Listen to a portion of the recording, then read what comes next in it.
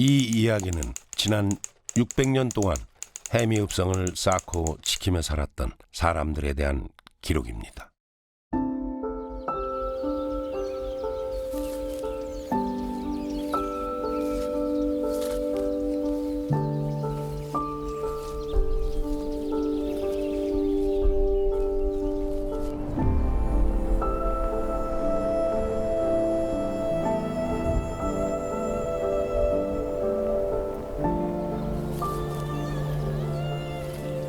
우리의 굴곡진 역사 때문일까요? 손길이 닿는 곳마다, 눈길이 머무는 곳마다 처연함과 고단함이 느껴집니다.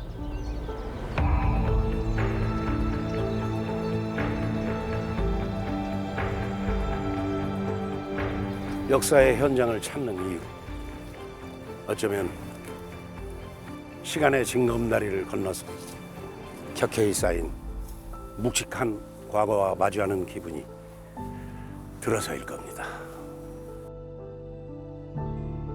도대체 누가 이 많은 돌을 쌓았을까? 도대체 왜 이 성을 만들었을까? 그리고 이곳엔 어떤 사람들이 살았을까?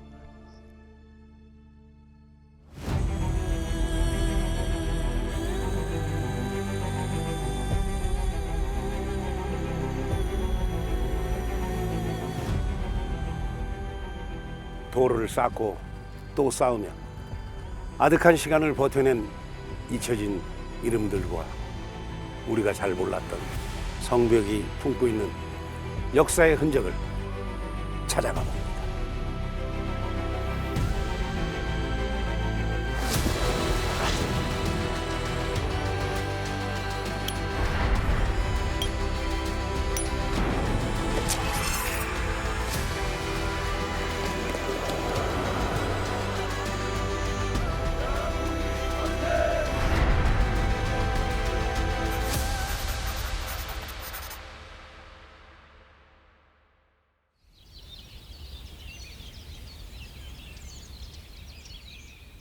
사실 우리가 오늘날 해미읍성이라고 부르고 문화재 명칭도 해미읍성으로 되어 있습니다만은 실제 그 성은 읍성이 아닙니다. 읍성은 그 지역의 수령, 그러니까 백성들이 이렇게 활용하기엔 백성을 통치하기 위한 그러한 고을 치수로서의 성을 우리가 읍성이라고 하는데, 해미에 있는 그 성은 고을 치수로서의 성이 아니고 충청도 해안가를 방어하기 위해서 수축한 성으로서 병영성입니다. 고려 말에서 조선 초에 이르는 격동기, 왜구의 침몰이 잦았던 곳, 충남 서부 해안가, 지금의 내포입니다. 당시 나라의 조세로 바치는 곡식인 세곡이 모이는 창고, 조창이 있었고, 또 이 세곡을 실어나르는 조운선이 다니던 길목이었기 때문에 왜구의 침탈이 빈번했습니다. 국제적으로도 중국의 이제 원나라에서 명나라로 교체되는 시기이고, 특히 일본의 경우 남북조 시대였기 때문에 일본의 중앙 통제력이 지방에 그다지 미치지 못했습니다. 고려 말기에 중앙의 지방 치안이 매우 미흡했던 시기였기 때문에 그들이 한반도 해안 지역에 많은 침구를 했던 것이죠.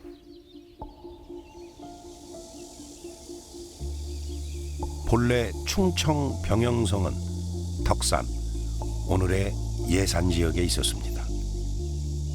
해안가에서 멀리 떨어져 있던 덕산은 왜구의 침입에 신속하게 대응하기 어려웠기 때문에 해안가와 가까운 지역으로 병영성을 옮겨야 한다는 논의가 꾸준히 이어졌습니다. 그렇다면 해미로 옮겨지기 전 잠시 충청 병영의 역할을 했던 덕산성의 현재 모습은 어떨까요?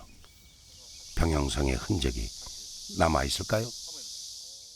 한 50m 구간인데 드문 사례로 잘 보존이 되어 있습니다. 오히려 잊혀져서 역설적이지만 잘 보존이 되어 있거든요. 고려 말에 축조된 덕산 병영성.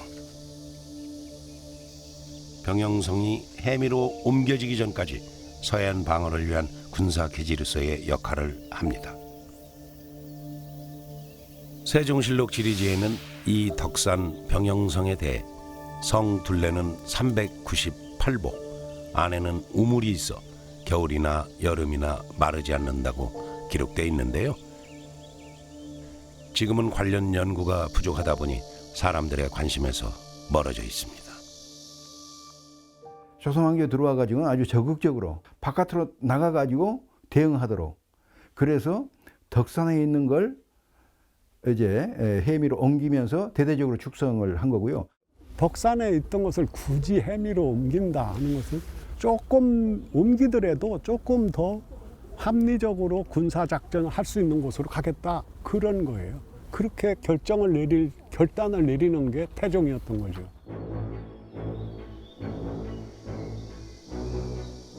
태종은 1416년 2월 서산과 태안, 도비산 일대에서 군사훈련을 겸한 수렵대에 강무를 엽니다.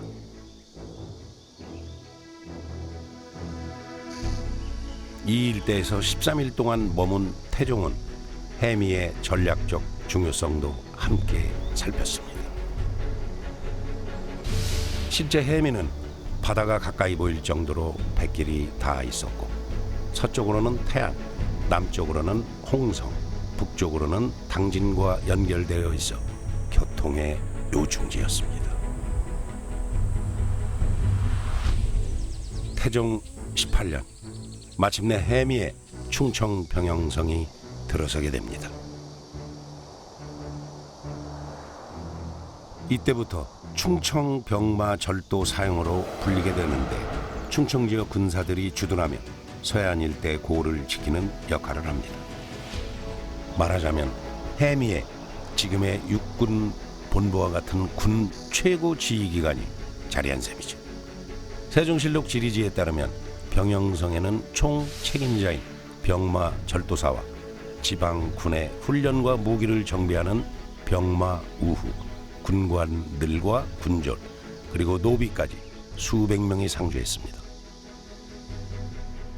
세종실록 지리지에는 이 해미 병영성에, 충청 병영성에 특별히 신백정 148명이 배속돼 있어요. 이게 아주 저는 주목할 만한 의미가 있다고 생각합니다. 이 신백정은 원래가 북방에서 끊임없이 내려온 북방 유목민족들이 태종, 세종 시기에 새로 우리의 그 백성청에 편입되어 가면서 신백정으로 편입된 거거든요. 그 신백정이 그 많은 148명이나 해미 병영성 안에 배속되었다는 얘기는 국가에서 이 시기에 해미 병영성을 얼마나 중요한 전략적 요충지로 생각했는가 하는 것을 짐작해 합니다. 충청 병영성에 근무했던 관리들에 대한 기록 역시 남아 있습니다. 대부분 총 책임자였던 병마 절도사에 대한 기록인데, 이 가운데 우리가 꼭 기억해야 할 인물, 충청 병사 조숙기가 있습니다.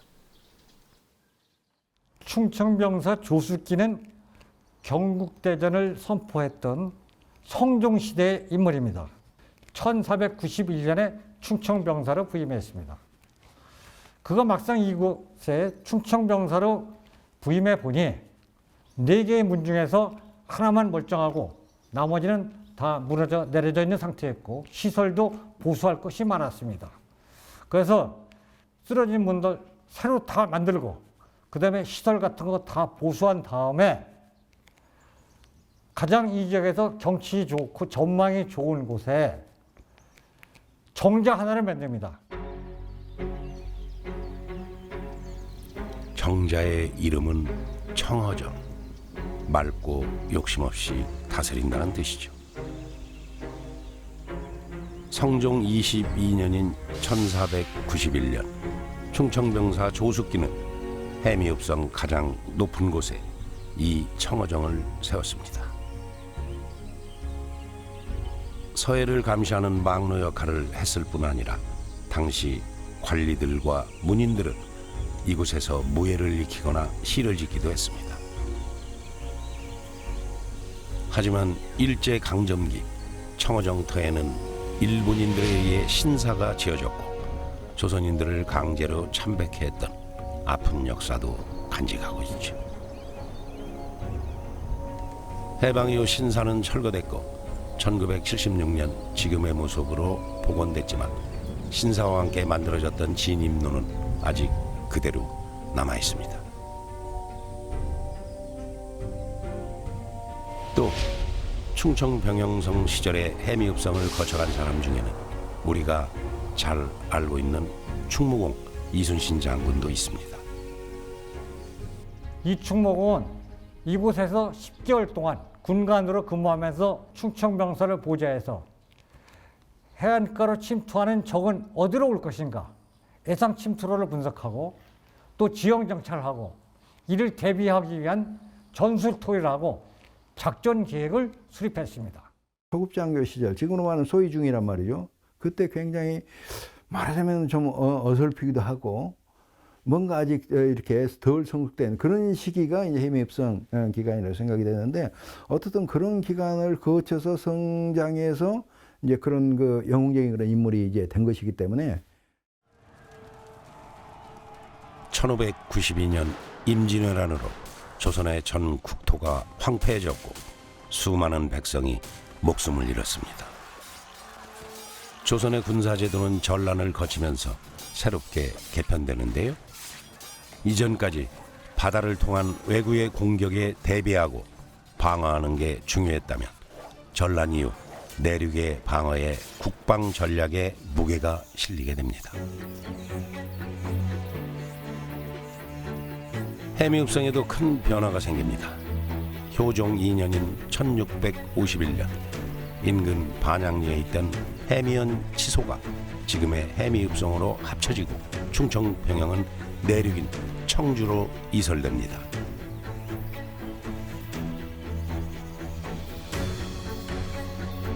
홍주, 해미, 청주, 공주, 충주 이렇게 충청도 5진영 체제가 확립되면서 해미읍성은 호소 좌영으로 그 역할과 기능이 변모하게 되는 거죠. 해미의 충청 좌영장이 그 지역의 치안을 담당하는 토포사까지 겸하게 되죠. 그래서 해미 현감 겸 충청 좌영장 겸 토포사가 되는데요. 해미읍성은 조선 후기에도 단순한 고을 치수로서의 읍성이 아닙니다.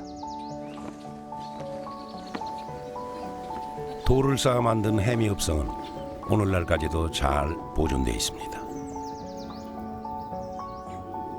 하지만 돌을 옮기는 일도 높이 쌓아 올리는 일도 그 당시 분명 쉬운 일은 아니었을 겁니다. 크고 작은 이 많은 돌은 대체 어디서 가져온 걸까요? 또 누가 어떻게 쌓아 올린 걸까요? 성곽 자체가 워낙 규모가 큰 구조물이다 보니까 이것을 뭐 단순히 해미현에 있는 분들끼리만 성곽을 지을 수 있는 상황은 아니었습니다. 그래서 충청도에 있는 여러 지역의 분들을 여러 지역에 있는 백성들을 동원을 해서 성곽을 지었는데 그걸 일정 구간 나누어서 그 축조가 있었던 것으로 봅니다. 해미읍성 같은 석성을 쌓기 위해선 많은 양의 돌이 필요했습니다. 전문가들은 인근 산에서 가져왔을 것으로 보고 있는데 돌은 다듬지 않고 채굴한 그대로 사용했고 아래는 큰 돌로 쌓기 시작해 위로 갈수록 차츰 작은 돌로 쌓습니다. 쌓인 돌을 자세히 살펴보면 여러 고을에 이름이 새겨져 있는데요. 글자를 새긴 성돌, 바로 각자성석입니다. 여기서부터 어디까지는 어느 고을에서 싼다. 그리고 규정이 5년 이내에 무너지면 그 다시 동원해서 쌓아야 돼요. 규정이 그렇습니다. 성벽에 훼손이 되든지 하면 그 자기 책임을 거기다 실명제를 한 거나 똑같죠. 저희가 2013년부터 16년까지 해미읍성 전체 성벽을 조사를 했고요. 그 과정에서 추가로 지명들을 많이 확인을 하게 되었습니다. 그 중에 하나가 덕은이라는 지명인데요. 현재 충청남도 논산시에 있는 은진현의 옛 이름입니다. 그 지명이 사용된 시기가 1417년부터 21년 사이, 21년, 20년 그 이전 시기에만 사용되던 명칭이었기 때문에 기록에 나와 있는 축조 시기랑 그리고 이 성벽에 남아있는 각자 성석의 시기랑 일치하는 부분을 확인할 수 있었습니다.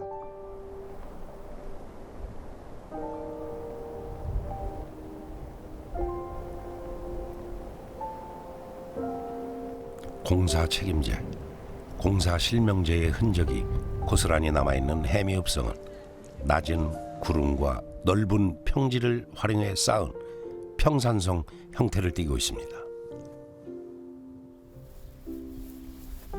태종 17년인 1417년부터 세종 3년인 1421년까지 4년 동안 축조가 이루어졌는데 그 뒤로도 긴 시간 끊임없는 개보수를 통해 성종 22년인 1491년에 이르러서야 제대로 된 성곽 형태가 갖춰지게 됩니다.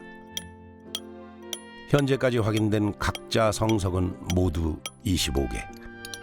비록 각자 성석에 기록된 건 지역의 이름이었지만 이렇게 아로새겨진 건 민초들의 피와 땀과 눈물이었습니다. 임금 하나를 위한 성 그런 거 아니었습니다. 백성들이 땀과 눈물이 다 거기 배 있는 그렇게 됐기 때문에 애착이 있는 우리 모두의 성, 이웃 고을에 있는 성도 지켜져야 내 생명과 재산이 지켜진다고 생각했기 때문에 여러 고을의 사람들이 여기 모여서 성을 쌓고 나는 어디서 왔다 간다고 그 기록까지 남긴 그러한 성이 해미읍성이었습니다. 절박하고 고단한 삶을 살았던 민초들. 이들이 흘린 피와 땀과 눈물은 해미읍성 순교의 역사로도 이어졌습니다. 내포 지역은 조선 후기 천주교 전파의 중요한 거점이었습니다. 죄인을 잡아들이고 처형하는 토포사를 겸했던 해미 현감이 막강한 권력을 바탕으로 천주교 신자들을 체포해 재판했고 처형까지 담당했습니다. 조선의 천주교 박해시기 해미와 내포 지역에서 순교자가 많았던 것도 바로 이 때문입니다.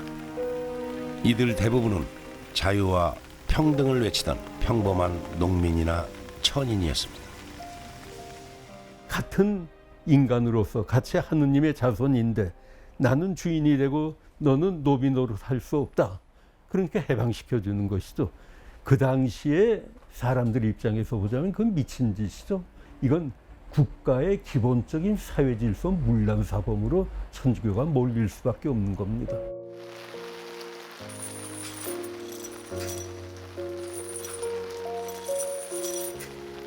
수많았던 무명의 순교자들은 갖은 문초와 형벌 속에서도 목숨을 걸고 지키고자 했던 진리를 통해 조선 사회의 모순이 극복되리라 믿었습니다.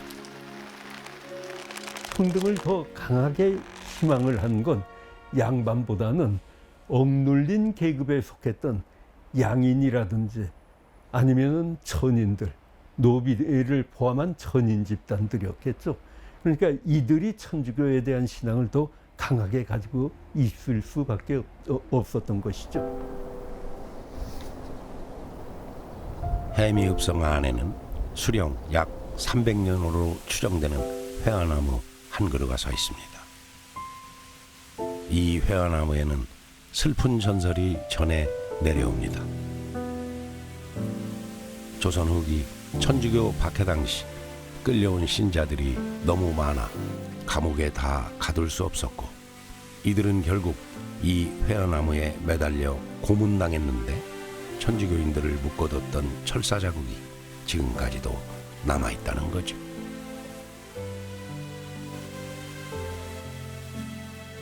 이 전설의 회화나무는 모든 걸 지켜봤을 겁니다. 조선 사회의 불평등과 불합리한 신분 질서를 극복하고자 신앙 안에서 자발적으로 항거했던 민초들의 모습을 가장 가까운 곳에서 말입니다. 탄압과 박해로 이어져 왔던 해미읍성 안에서의 순교의 역사는 교황청을 통해 국제 성지로 지정되며 그 숭고한 가치를 인정받습니다. 해미 순교 성지를 단순히 그 참혹한 죽음의 땅으로만 기억했기 때문에 순교 성지가 된 건 아니죠. 해미는 순교지로서의 의미와 더불어서 자발적인 신앙의 수용지라고 하는 의미를 교황청은 일찍부터 알고 그걸 강조를 해줬습니다.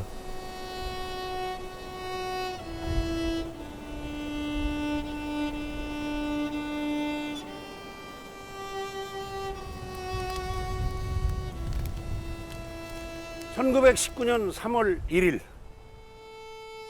일본 식민지 지배에 대한 항거이자 자주 독립을 일으키기 위해 일으켰던 만세운동이 전국 곳곳에서 펼쳐지기 시작했습니다. 해미읍성도 물론 예외는 아니었습니다. 이곳에서의 만세운동은 두 차례, 특별히 2차 만세운동은 해미읍성 안에 있던 보통학교 졸업생과 재학생을 중심으로 전개됐습니다. 탁골공원에서 3월 1일 날 이제 거사를 했잖아요. 그때에 이제 그 해미에서도 그 서울 갔다가 그 상황을 보고서 독립선언서를 가지고 오게 됩니다. 그렇게 해서 이제 한병선이라는 분이 그 독립선언서를 이계성 씨한테 줘가지고서 그놈을 이제 면석이니까 복사를 해서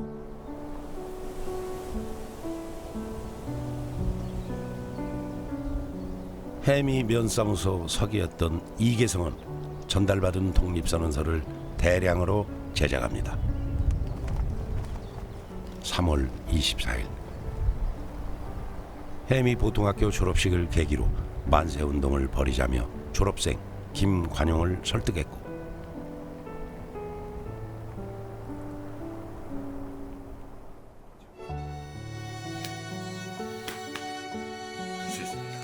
이들과 함께 거사를 도모합니다.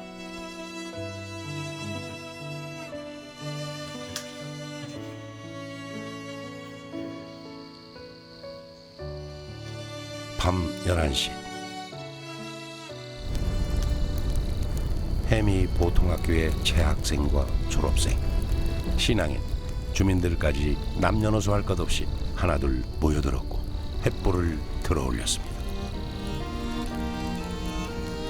준비된 독립선언서가 낭독됐고 낭독이 끝난 뒤엔 만세 소리가 해미의 밤을 덮었습니다.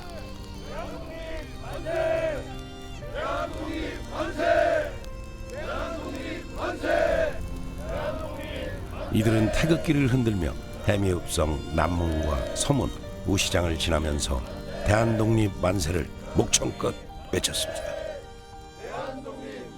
국립보통학교라고 해서 지금으로 말하면 이제 국민학교인데 거기 이제 학생이나 졸업생 혹은 이쪽에 있는 천주교, 기독교 신도들 이런 사람 위주로 해서 뒷산에 올라가서 횃불도 올리고 또 독립선언서도 낭독을 하고 거기서 내려와서 이제 행진을 해서 서문 쪽에서 남문 쪽으로 해서 이렇게 우시장까지 가면서 이렇게 만세운동을 한 것으로 기록에 나옵니다.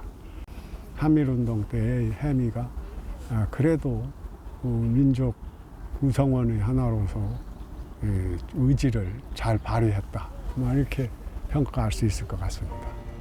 대한독립 만세! 대한독립 만세! 하지만 이들은 해미 주재소로 이동하던 중 출동한 일본 경찰과 충돌하게 됩니다. 이때 체포된 사람만 200여 명. 이계성과 김관영은 악형과 옥고를 치릅니다. 일제강점기, 우리가 기억해야 할 지극히 평범했던 사람들의 비범했던 만세운동의 역사가 해미읍성 안에 있습니다. 지금 소형 비가 성 바깥에 좀 떨어진 데서 관심 밖에 있는 그 비가 있는 걸로 알고 있는데, 그것이 사람들의 목격을 하자면은 성 안에 위치로다가 들어야 되는데 그거를 사실 절감합니다. 해미읍성이라든가 시위 현장에다가 그 기념비를 하나를 좀 많은 분들이 볼 수 있는 위치에다가 규모를 크게 하나 세우고, 이 운동의 주도자인 이계성 씨나 김관영 씨의 흉상이라든가 아니면 이런 것들을 봐가지고서 사람들이 다만 추념이라도 할 수 있게끔 그런 공간이 절실합니다.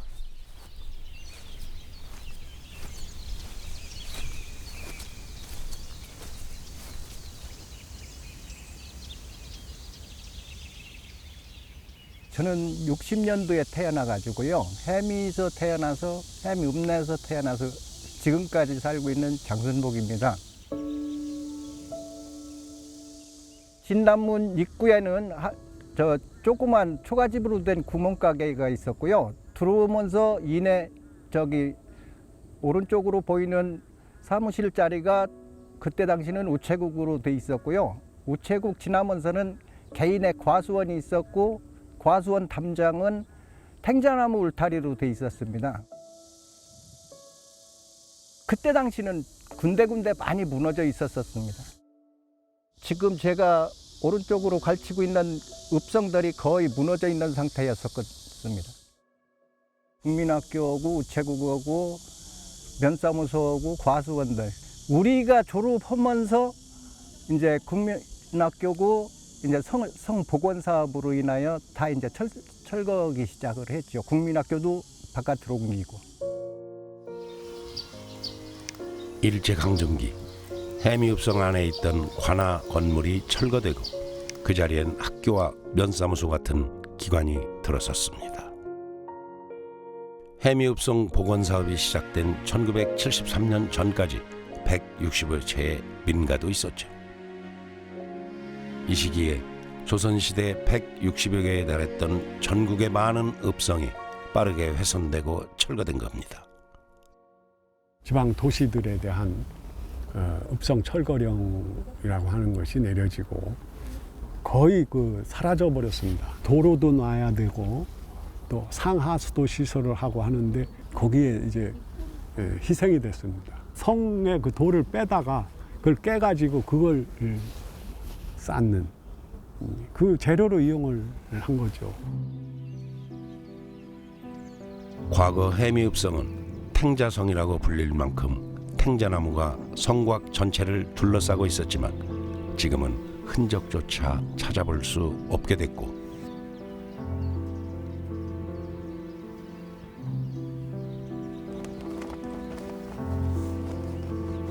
외부의 침입을 막기 위해 성 밖을 둘러 판 뒤 물을 채워놓았던 해자도 국문지 일부만 복원된 상황.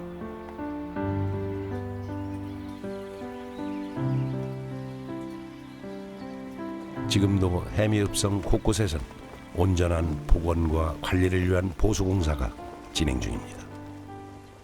진난문과 서문 사이에 2개의 포로가 있습니다. 이 포로 이제 면석이 이완되고 해서 저희가 이번에 보수공사를 하게 되었습니다. 그러니까 면석과 면석 사이가 많이 벌어져서 위험성이 있어서 돌들이 떨어진다든가 그럴 경우 관광객들에게 위험이 될 수 있기 때문에 저희가 보수를 하게 됐습니다. 그동안 많이 했습니다. 제가 알기로는 발굴조사도 좀 하고 정비 사업을 많이 벌였습니다. 그러나 그게 전부가 아니죠. 해자를 완벽하게 좀 찾아서 복원하고 조사를 주변으로 더 확대도 하고, 그래서 경관에 어울리는 소위 탱자나무를 어떻게 심었었는지 성벽 바깥에 돌려가며 심어서라도 과거의 이미지를 가능하면 되살릴 수 있는 그런 쪽으로 정비를 잘 계획하고 보존과 정비를 잘 조화시켜서 유산으로서 후손들한테 그대로 물려줄 수 있는 그런 계기가 됐으면 좋겠습니다. 해미읍성은 1963년 사적으로 지정된 이후 1973년부터 복원 사업이 본격적으로 시작됐습니다. 지난 50년 동안 여러 차례의 발굴 조사와 정비 사업을 통해 복원과 보존을 위한 노력이 있었지만 충청 병영성이었던 해미읍성의 모습을 찾아보기엔 아쉬움이 남습니다.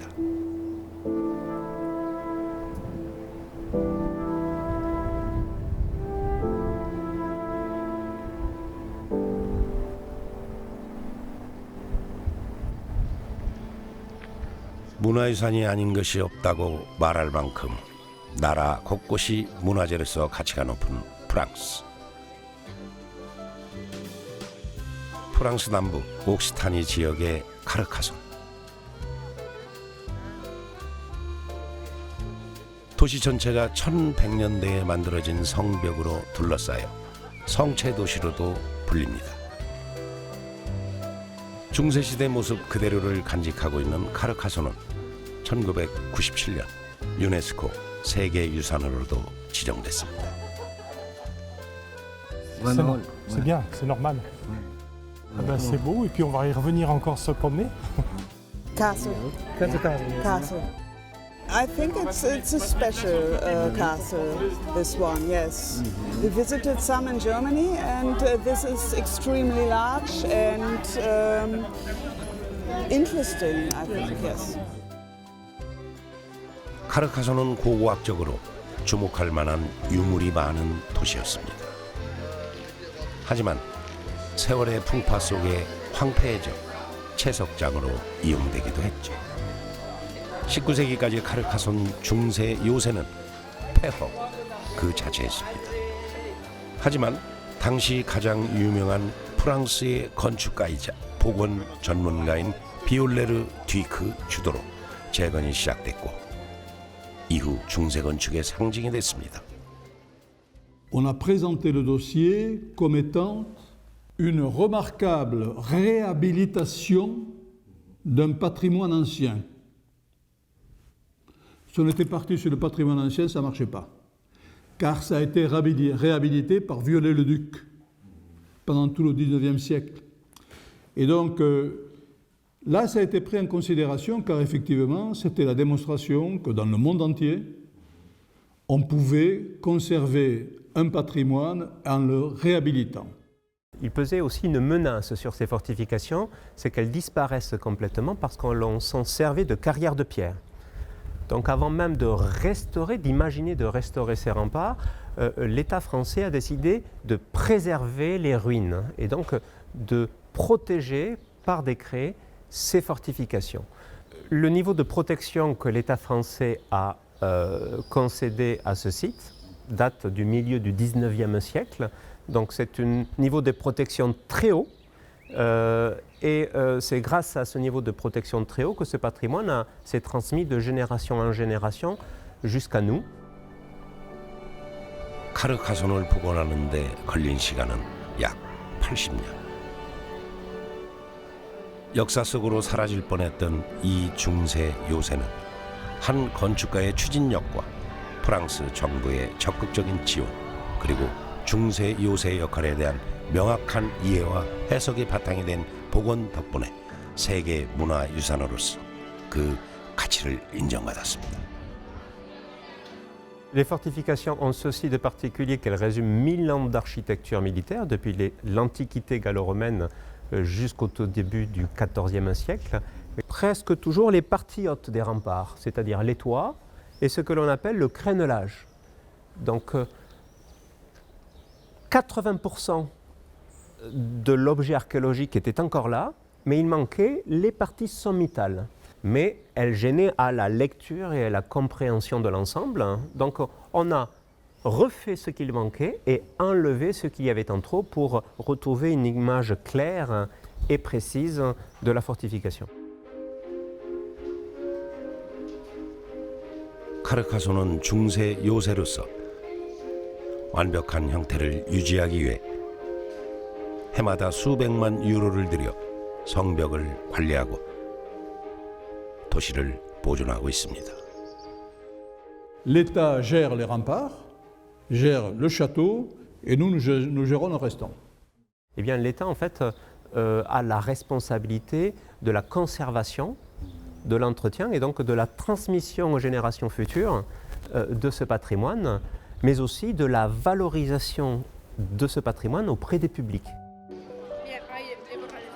연간 평균 80만에서 90만 명이 찾던 카르카소는 세계문화유산 등재 이후 한 해 200만 명의 방문객이 찾는 세계적인 관광도시가 됐습니다. 하지만 너무 많은 관광객이 방문할 경우 문화유산에 대한 이해도가 현저히 떨어지게 될 뿐 아니라 보존과 관리도 어려울 거라 판단한 카르카소는 최대 방문자 수의 기준을 정하고 초과하지 않도록 시스템을 구축하고 있습니다. 수용 범위를 넘는 과잉 관광, 이른바 오버 투어리즘에도 대응하고 있는 셈이죠.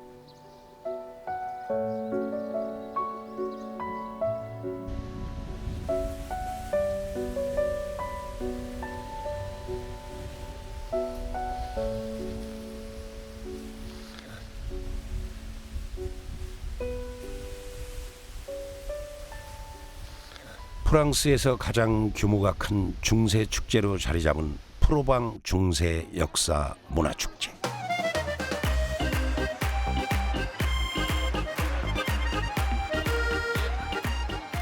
방문객들은 중세 도시 모습 그대로 재현된 곳에서 중세 시대의 복장을 하고 축제를 만끽합니다. Nous, on est en viking. Ah, viking. Et moi, en pirate. Quand on se costume, nous, il y a différentes démarches. Soit c'est à but de reconstitution, pour montrer justement aux gens, au public, comment vivaient les gens à l'époque, etc. Après, il y en a, c'est purement de la passion de création de costumes. Comme mademoiselle ici présente. C'est créer une identité, un costume, créer un personnage et vivre dedans pendant une journée. 프로방은 축제 기간인 이틀 동안 중세 시대로 돌아갑니다.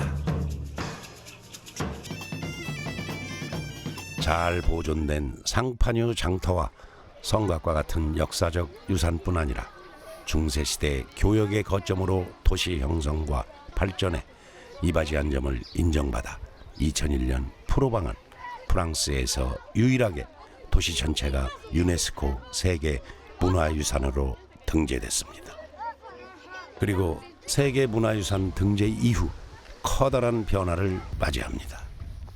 Ça a tout changé déjà en termes de notoriété. Parce que l'UNESCO, c'est un label internationalement connu. On est passé de 500 000 visiteurs par an à pratiquement aujourd'hui 1 500 000 visiteurs. C'est que ça nous a donné, en tant qu'élus, une forte responsabilité en matière de restauration du patrimoine.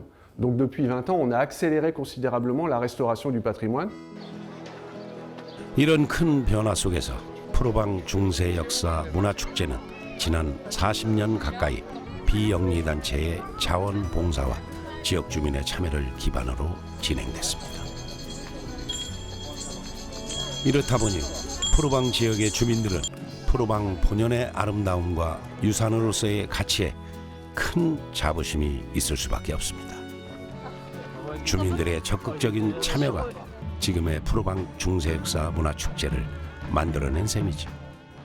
De reconstituer vraiment une époque médiévale dans toute notre ville haute pour que nos visiteurs se retrouvent dans cette époque où on avait nos artisans, nos foires de champagne. La fête en elle-même, on augmente notre nombre de visiteurs, effectivement, donc c'est bien. Et effectivement, les gens reviennent souvent, les gens qui viennent, voilà, ils ont vu que c'était une fête familiale, une ville familiale, et voilà, ce côté, je pense, plaît aux visiteurs. 프로방의 인구는 12,000명. 2023년 프로방 중세 역사 문화 축제를 찾은 유료 관광객은 단 이틀 동안 프로방 인구 약 10배에 해당하는 10만 5천 명이었습니다.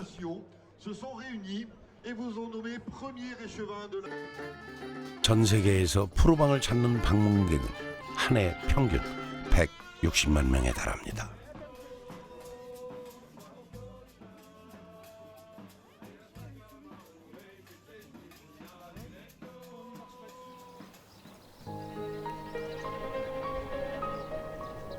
시대적 배경에 따라 기능과 역할이 조금씩 달라졌던 해미읍성. 하지만 성 본연의 정체성과 역할은 병영성이었습니다. 성이 처음 지어졌을 때의 모습, 즉 충청 병영성의 모습을 제대로 복원하고 알릴 때 해미읍성의 가치를 인정받을 수 있지 않을까요? 사실은 복원을 하려면 원래 처음 추측할 때 충청 병영성으로 추측을 했으니까 충청 병영성의 모습을 복원하면 좋을 텐데 우리가 충청 병영성의 모습을 알 수가 없어요. 거기에 가서 병영성의 모습도 이제 느끼고 읽을 수 있고 또 이제 진영성의 모습도 느끼고 읽을 수 있도록 해미성만의 그 특성을 그대로 그 정체성을 그대로 보여줄 수 있는 방향으로 복원이 이루어져야 된다고 생각합니다. 2000년부터 시작된 해미읍성 축제. 코로나 팬데믹으로 미뤄졌던 축제가 3년 만에 다시 열렸고 2022년에는 15만 명의 방문객이 다녀왔습니다. 축제는 좀 더 중장기적인 그 플랜을 갖고 있어야 됩니다. 그래서 이게 역사 재현에 대한 상당히 그런 강력한 콘텐츠를 갖고 있어야지 역사 재현형 축제의 장점이고 그것이 바로 프로방에서 보신 그 축제가 바로 그 증거고. 지난 20여 년 동안 열렸던 해미읍성 축제에선 태종의 강무와 충청 병마 절도사 행렬, 도적 잡는 도포사, 성사계 체험과 같은 역사적 사건과 인물의 기반을 둔 프로그램도 여러 차례 마련됐습니다.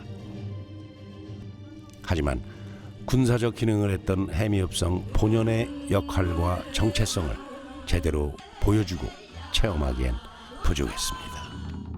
해미읍성 축제는 문화재 활용을 기반한 지역 개발형 축제가 절대적으로 돼야 됩니다. 그래야만 발전할 수가 있습니다. 해미읍성에는 여러 가지 스토리가 있습니다. 단순히 조선시대 재현이 아니라 역사적 사건에 대한 재현, 이런 부분에 대한 콘텐츠를 갖고 있으면서 소위 말해서 그것을 관광 상품화한 상품도 존재할 수 있는 그런 축제로 발전하는 것이 중요하고요. 보통 우리가 역사이라면 지루하게 여기고 재미없게 여기죠. 골통품처럼 여깁니다. 박제된 어떤 표본처럼. 그러면 사람들이 안 가죠. 해미읍성을 들어가면은 뭘 봅니까, 사람들이? 입구에 있는 그 옛날 병장기, 관아, 그 다음에 거기 옛날 죄인들이 묶여 있는 그런 장소, 그냥 이렇게 병렬식으로 보고 나오거든요. 그게 아니고 내가 해미읍성에 가면 꼭 저거를 봐야 되겠어. 마음먹게 만드는 킬러 컨텐츠가 하나 있어야 됩니다.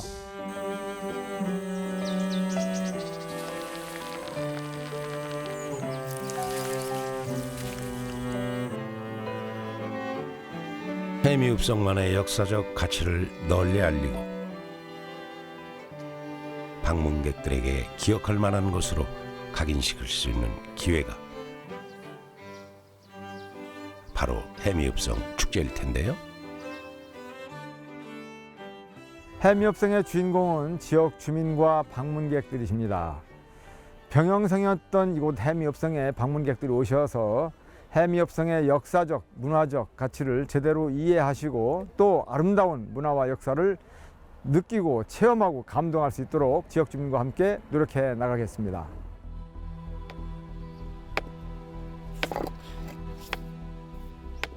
이 땅에 들풀 같던 민초들의 삶은 대체로 순탄치 않았고 시대는 바뀌었어도 이들의 삶은 좀처럼 나아지지 않았습니다. 크고 작은 돌을 쌓아 올린 사람도,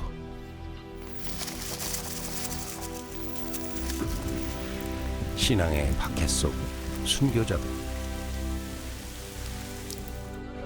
자주 독립을 바라며 만세를 외친 이들도 모두 이름 없는 민초들이었습니다. 역사는 귀족들의 무덤이 아니죠. 역사를 이룬 참다운 주인공들은 바로 이름 없는 그들이었습니다. 자신의 생명과 가족들의 생명과 재산을 지키기 위해서 백성들이 스스로 쌓고 스스로 지키는 곳, 이게 읍성입니다. 기록되지 않은 것은 기억되지 않는다고 하지만 이 민초들의 삶과 그 속의 아픔은 어쩐 일인지 해미읍성 곳곳에 고스란히 남아있는 듯합니다. 오랜 세월 우리 민족의 역사와 시대의 아픔을 고스란히 간직하고 있는 해미읍성. 지난 600년의 이야기가 바로 이 안에 있습니다.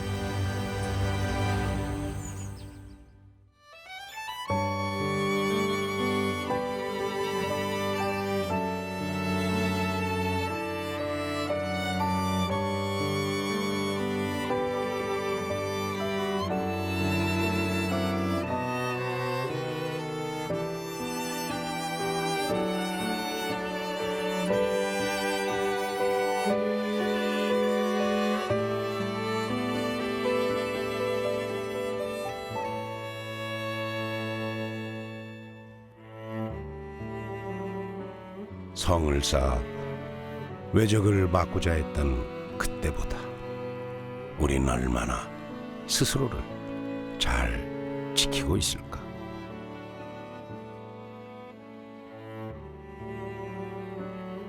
목숨을 걸고 신앙을 지키고 자주독립을 외쳤던 그때보다 우리 사회는 얼마나 평등하고 자유로울까?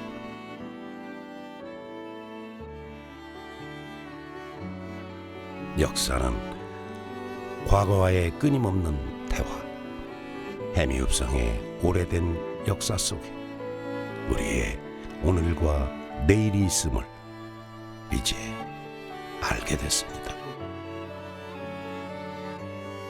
당신이 몰랐던 해미읍성의 역사는 우리가 애써 기억하고자 할 때 살아있는 문화유산이